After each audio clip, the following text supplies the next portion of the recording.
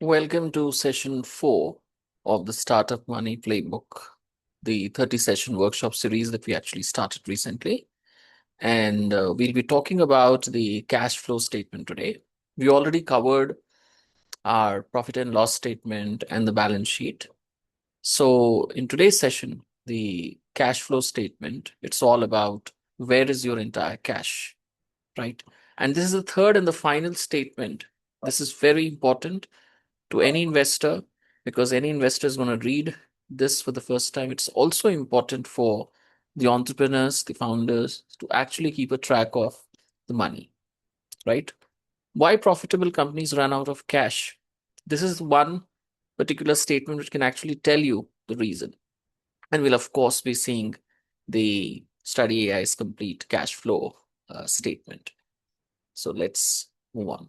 Before that, we have the recap, and the recap was all about the balance sheet. What is balance sheet? I mean, it is based on one golden equation: assets is equal to liabilities plus equity.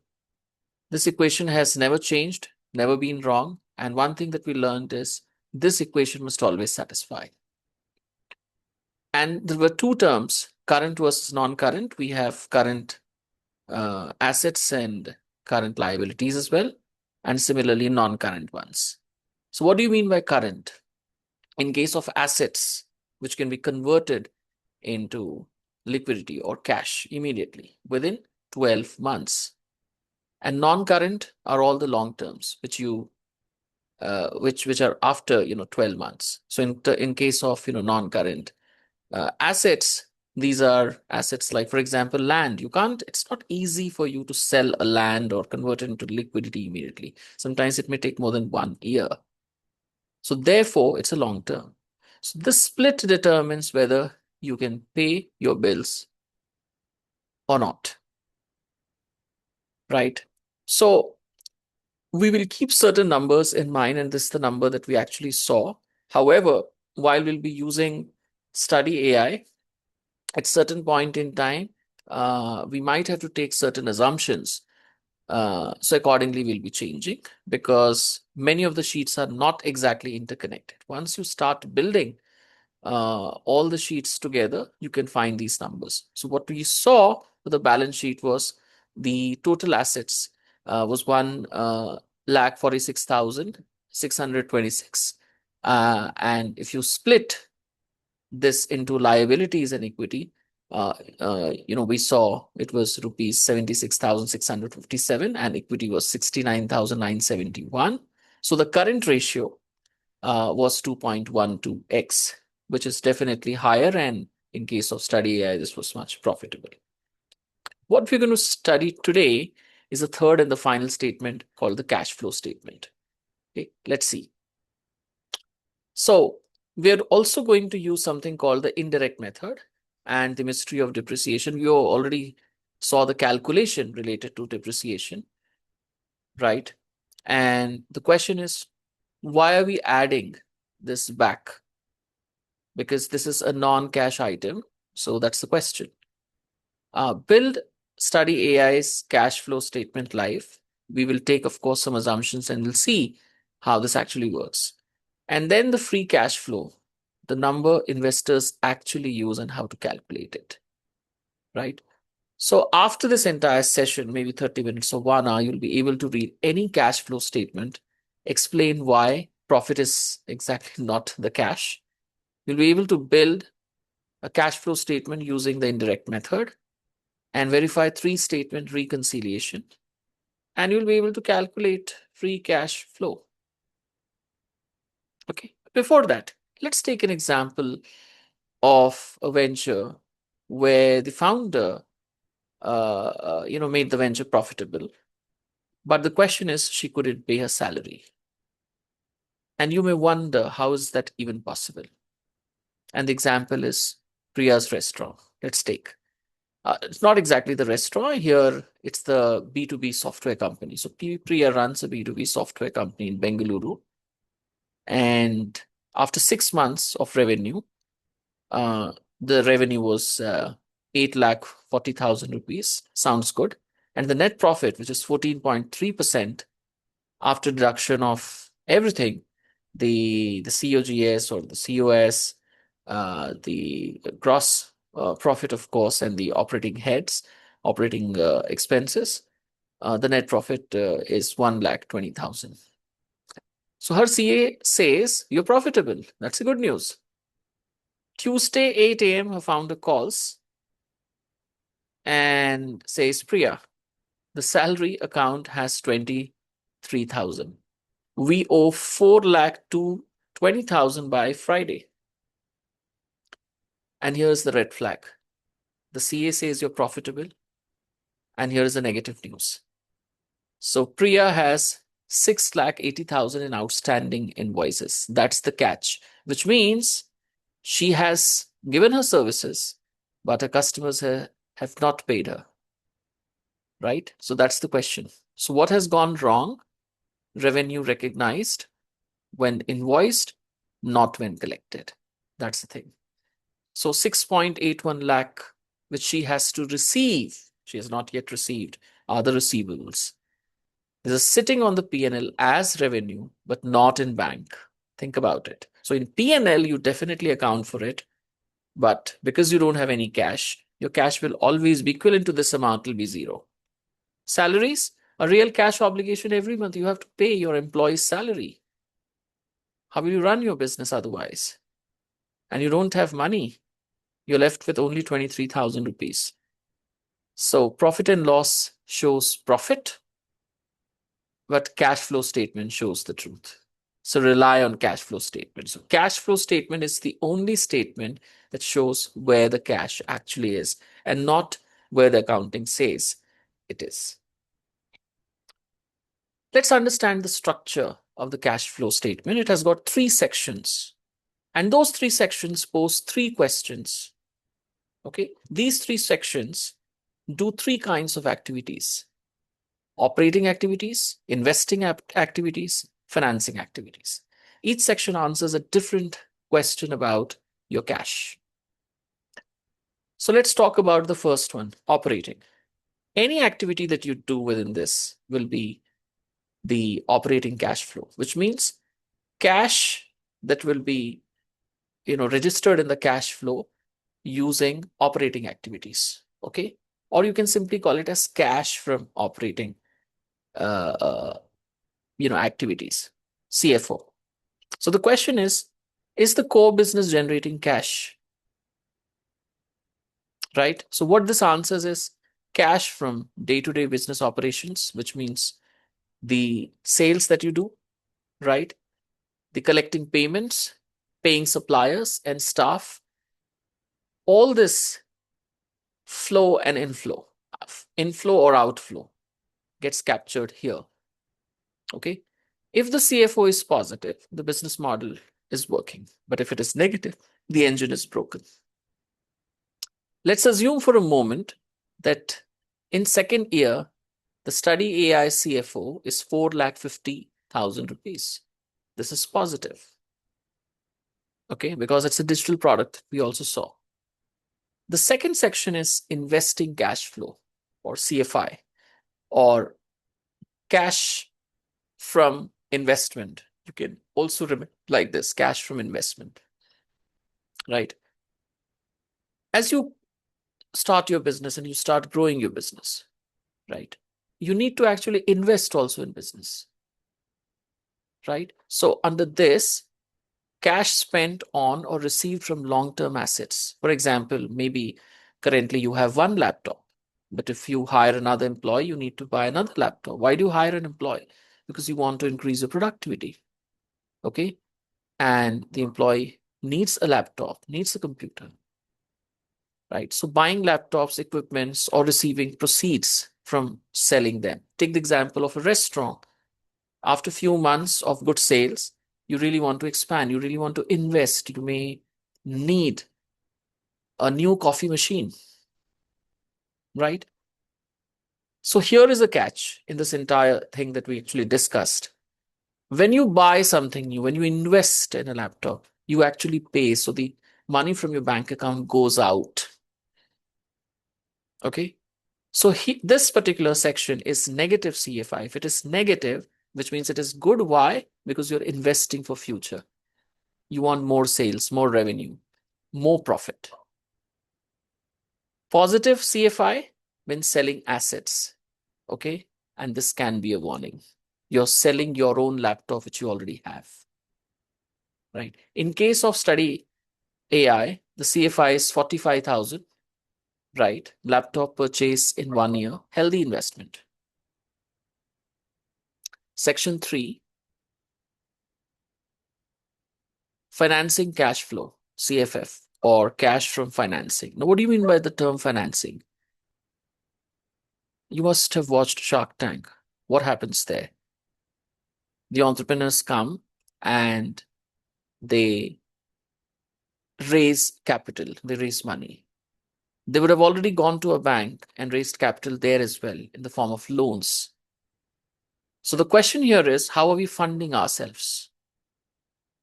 So what is included here is cash from raising money or repaying it. Let's say you get new loans.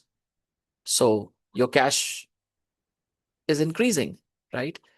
You're raising equity, which means you've diluted your equity for a heavy investment. Loan repayments, that also you do, right? Because you've already taken loans, so you have to pay loans. Dividends, you have to pay, right? Once you start growing, because you have raised investment through equity, you have to pay back in the form of dividends. We'll talk about the definitions later, but let's understand this. So the signal here is, if you have CFF positive, which means you have raised capital and you have money. But if your CFF is negative, which means you're repaying investors or debt.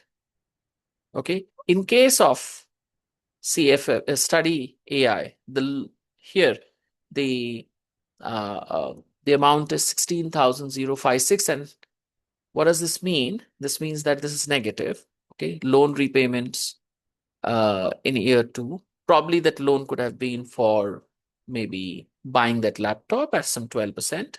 So there's a reducing debt. So what is the pattern that you analyzed? What the 3 signs tell you about any company, right?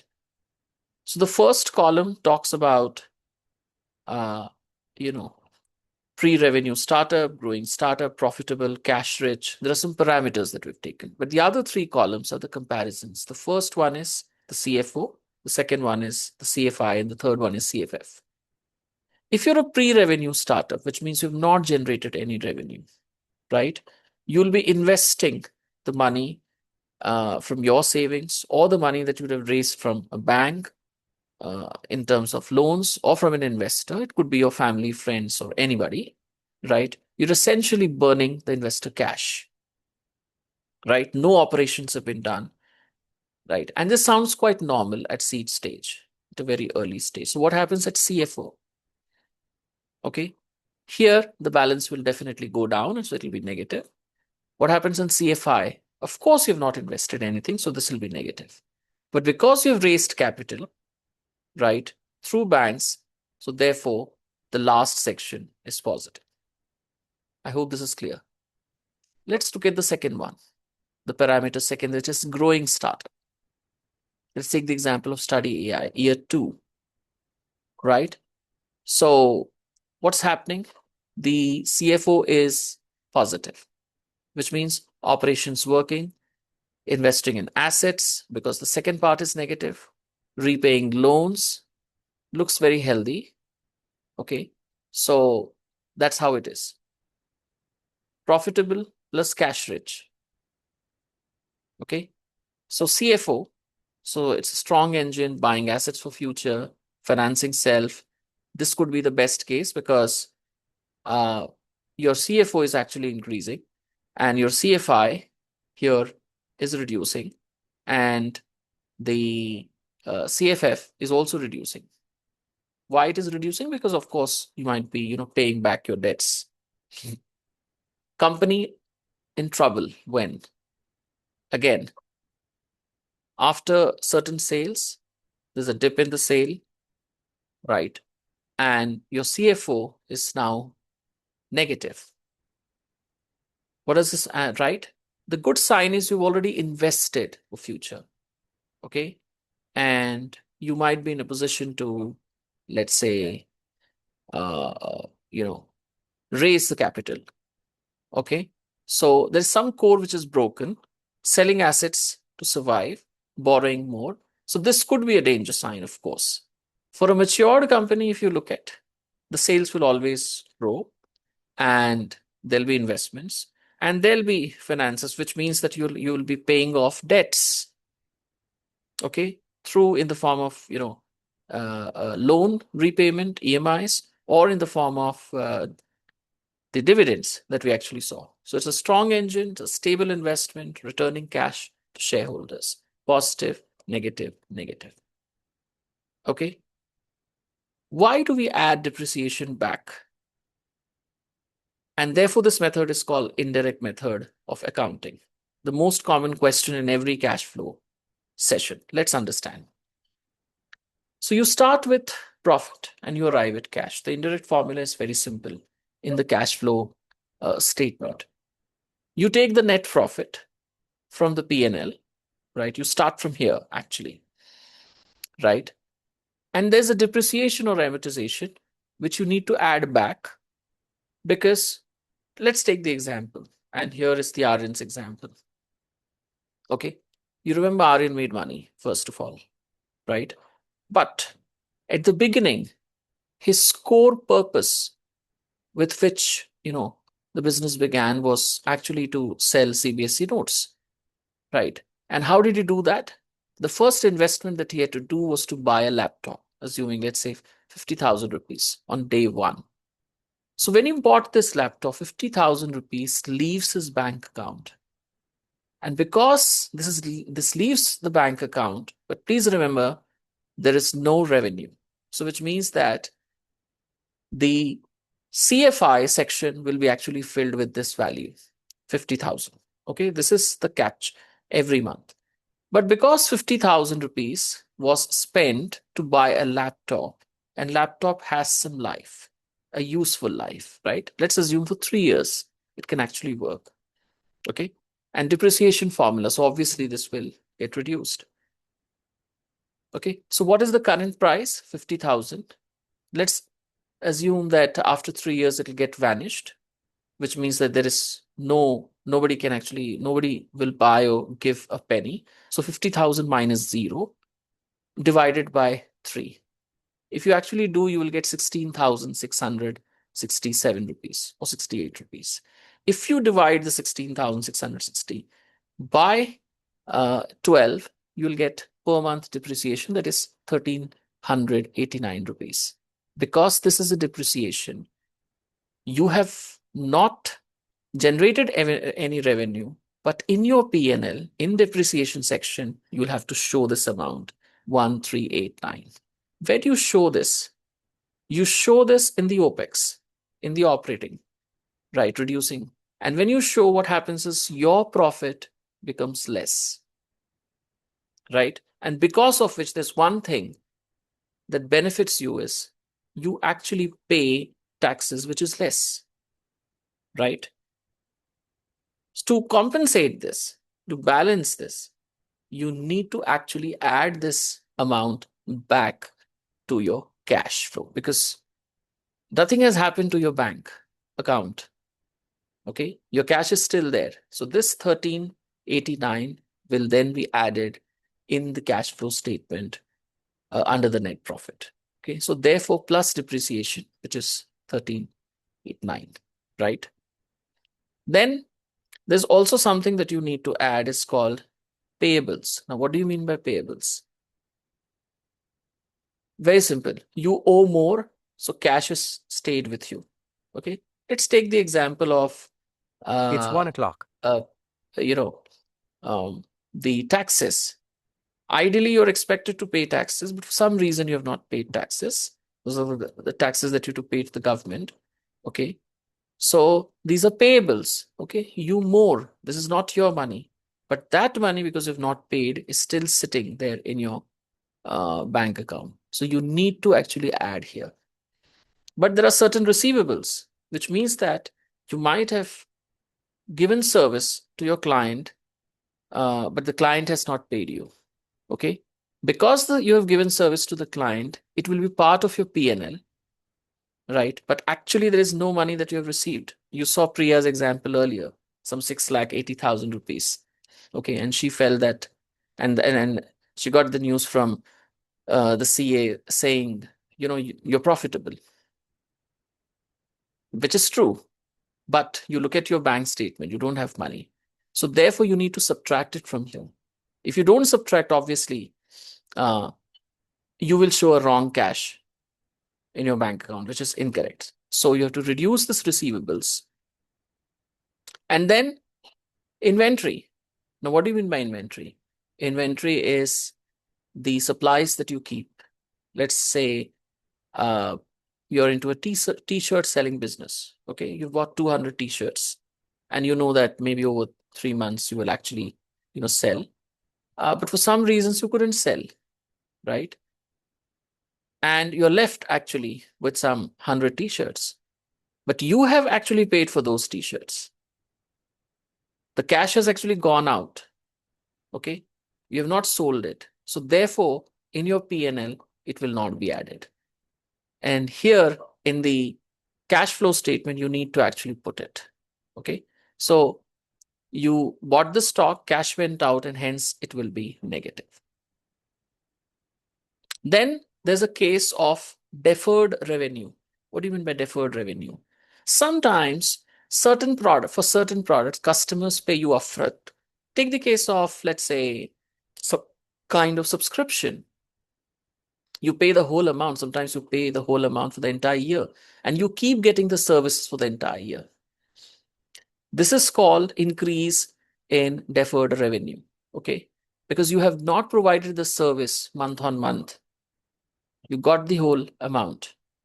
So customer paid you in advance, if you call. Therefore, this will be plus. So that cash is there with you. So the operating cash flow will then be the summation of all these things, what you actually saw, the real cash your operations generated. This is the indirect method. Hope this idea is clear. So let's study AI's cash flow statement, all the three line by line, so that you can reconcile everything with the balance sheet. Let's take some assumptions here. So we're taking the case where this is the operating cash flow for year 2, and we are in section 1, which is the CFO. Let's assume the net profit from the profit and loss statement, right, is 43,19,963. This is the starting point. Depreciation of the laptop, assuming it's 50,000 rupees, right? It's the same, 16,667 or 68. Increase in GST payable, right? Because the government lending us this month 1,43,000, 223. You are yet to pay. You have not paid it. Then there's an increase in advance tax payable, 98,040. There's something that has happened. Salary payable. Okay, in December you were supposed to pay the salary, but you couldn't. You actually paid in Jan, which means this money was there with you. Okay, but there's increase in receivables if you look at. Okay, and there's actually no receivable. Okay, simple. So it's 0. So you'll have to actually subtract it. Okay, if you total it, you'll find 45 lakh 2,899. This is the operating cash flow. This is the cash CFO, and this CFO is more than uh, the net profit. Okay, so working capital changes added to cash. So this looks very healthy, right? So again, let's do a recap. Why add back depreciation? It reduced profit, but no cash left. Laptop was sold for on day 1. Why do you add GST payable? Because you collected the GST from customers, but you haven't paid the government yet. Cash is still sitting with you. Why is receivables 0? Study AI uses, Razor Pay. Cash arrives in 3 days. So no invoice credit given. Let's take the second section, the investing cash flow. Okay, let's assume that in the same year, Aryan decided to buy some furniture, maybe a new desk or chair for content manager, right? And the overall it costed 45,000 rupees. Okay, because this costed 45,000 rupees, this is the upfront amount. That's the kind of investment. Okay. Uh, and the depreciation for furniture and all usually is quite less, not very much. So sometimes 10%. So 45,000 rupees has gone out. So this section, this money which has gone out, you'll put under CFI. So investing cash flow is 45,000 rupees. Negative CFI is actually healthy, which means the business is investing in its future. Look at section 3, financing cash flow. Okay. There's loan repayment. You're not raising any capital, but you're actually paying the already, maybe for a laptop you might have raised. So 16,056. So financing cash flow is this. So negative means paying back debt. RN is reducing leverage. A positive sign for year 3. Okay. So let's understand the full reconciliation. Operating cash flow, 45 lakh, 1,899 from the previous slide. Investing cash flow, which is CFI, 45,000. Financing is 16,000, right? And the total number is 44. Please remember these numbers are negative. Anything which is mentioned in bracket is always negative. It has to be subtracted. Okay.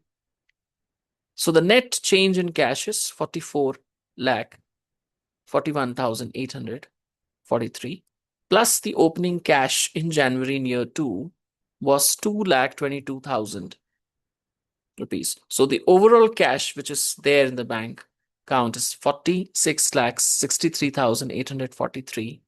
Cash on balance sheet is 46,000. Okay, so you can actually create it and see yourself. All three statements, the complete picture, very simple. So let's understand the three statements together. The P&L is the whole story. And here is the score.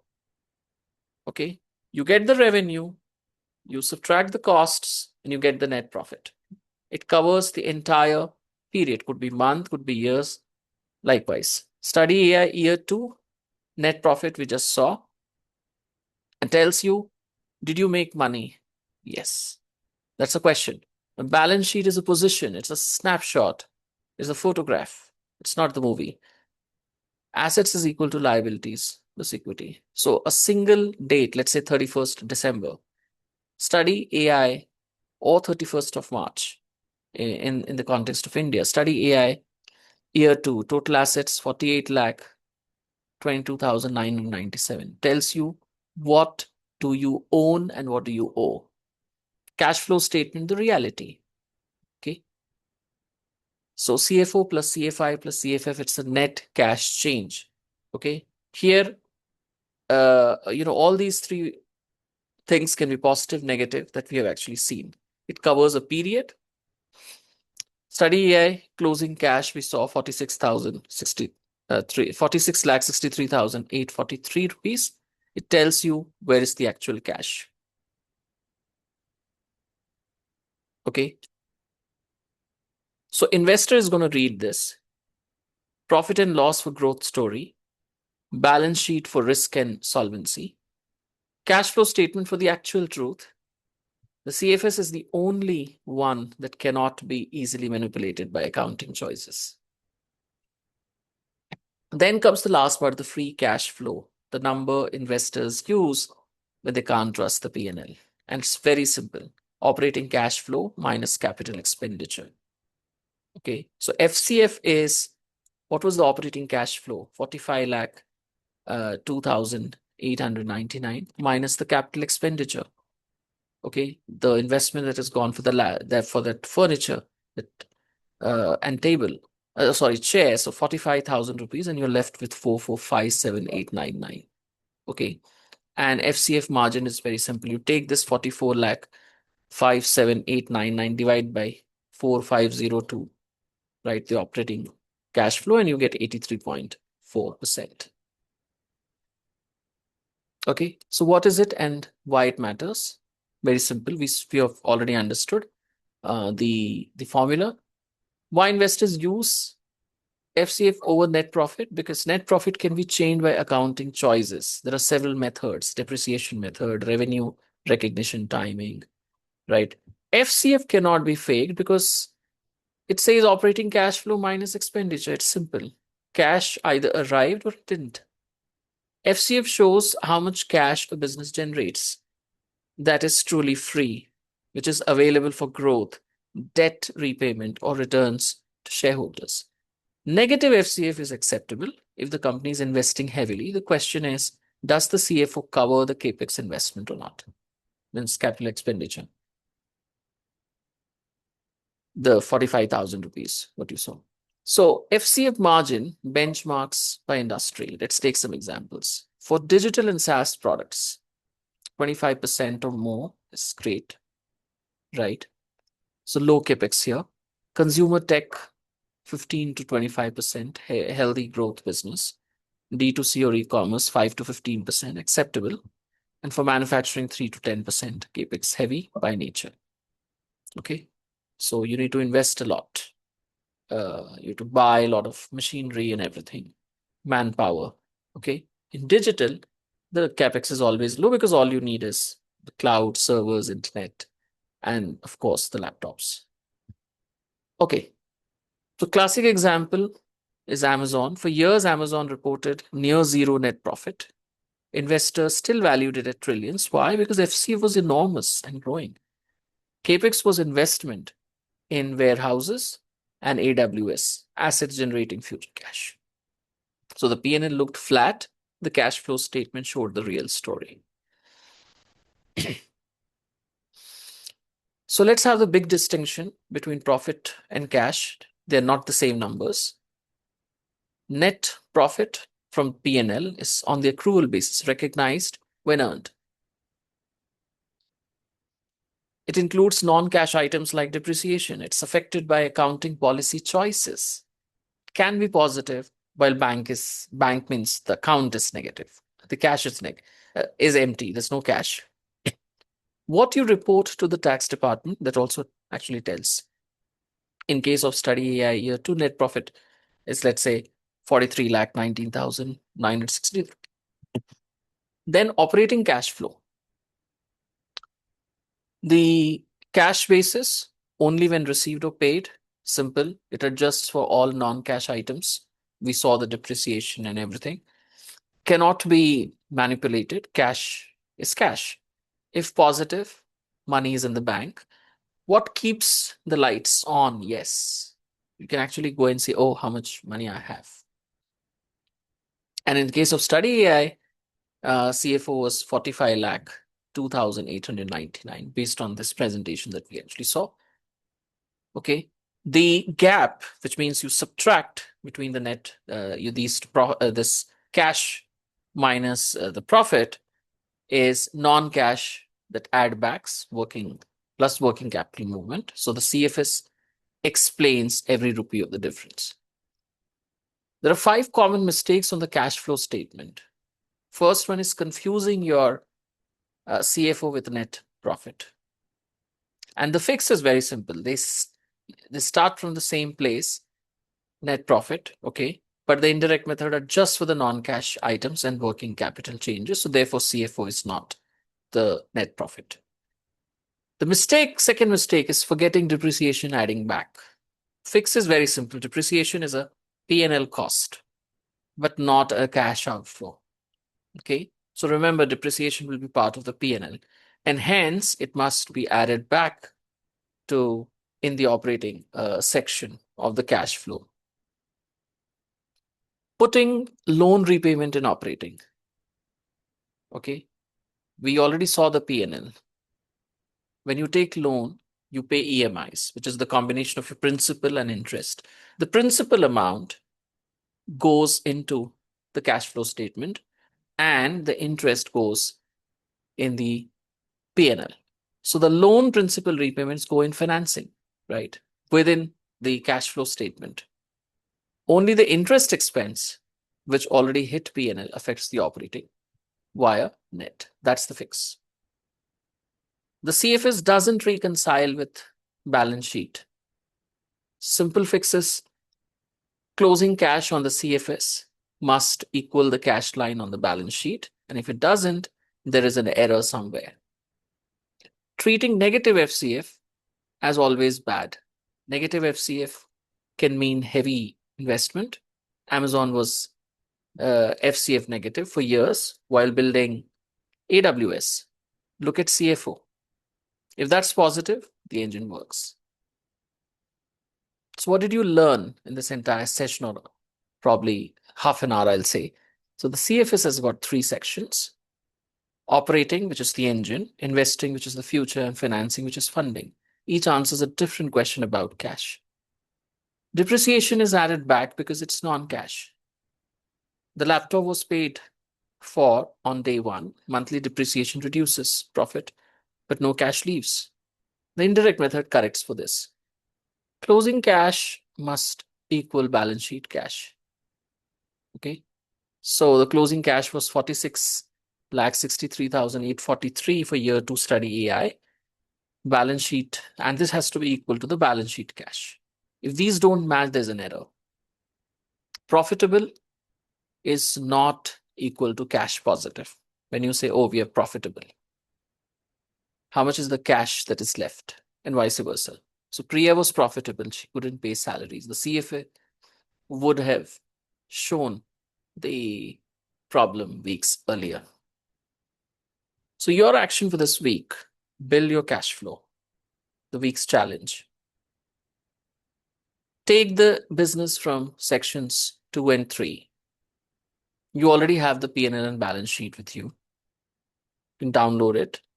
Build section 1, operating cash flow using the indirect method. Start with net profit, add back depreciation, adjust for receivables, payables, and inventory.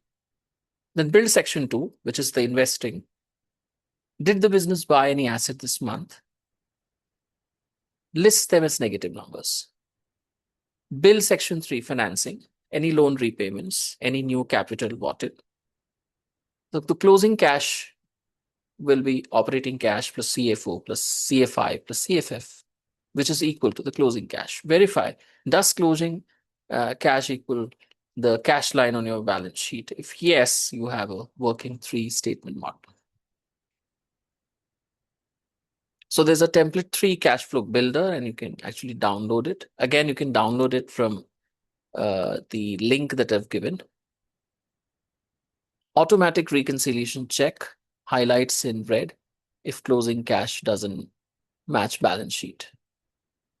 You can take some values which are filled for AI, study AI, right? Now, what's the cash flow tip of the week? Build your 13-week cash flow forecast alongside the annual model. Annual models show the year. 13-week forecasts show whether you survive the next quarter. The best founders track both.